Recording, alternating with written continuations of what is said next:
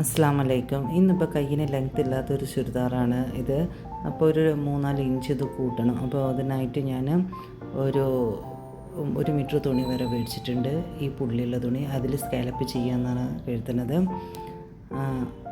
അങ്ങനെ ചെയ്യുക. പിന്നെ ഒരു മാംഗോൻ്റെ ഡിസൈനും വരച്ചെടുത്തിട്ടുണ്ട്. ക്യാൻവാസ് വെച്ച് സ്റ്റിക്ക് ചെയ്ത് അത് വെച്ച് ഇനി ഇത് കട്ട് ചെയ്തെടുക്കണം. അപ്പോൾ ഇതാണ് കേട്ടോ ഇതിൻ്റെ ഫൈനൽ ലുക്ക്. ഇത് ഇത്താൻ്റെ ഡ്രസ്സാണ്. അവൾക്ക് കയ്യിന് ലെങ്ത്ത് കുറവാണെന്ന് പറഞ്ഞു.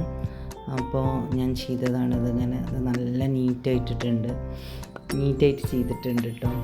ഇപ്പം മാംഗോ ഒക്കെ ഞാൻ അതിൽ ആദ്യം സ്റ്റിക്ക് ചെയ്തതിന് ശേഷം അത് പിന്നീട് ക്രോസ് സ്റ്റിച്ച് ചെയ്തതിന് ശേഷം അവിടെ പിടിപ്പിക്കുകയാണ് ചെയ്തത്.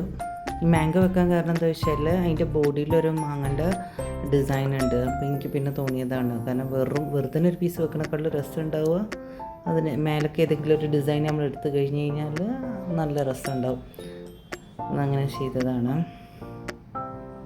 നമുക്കിതിൻ്റെ ബോഡിയിലൊരു മാങ്ങൻ്റെ ഡിസൈൻ ഉണ്ട്. അതെനിക്ക് അപ്പോൾ തോന്നിയതാണ് അങ്ങനെ ചെയ്യുക എന്നുള്ളത്.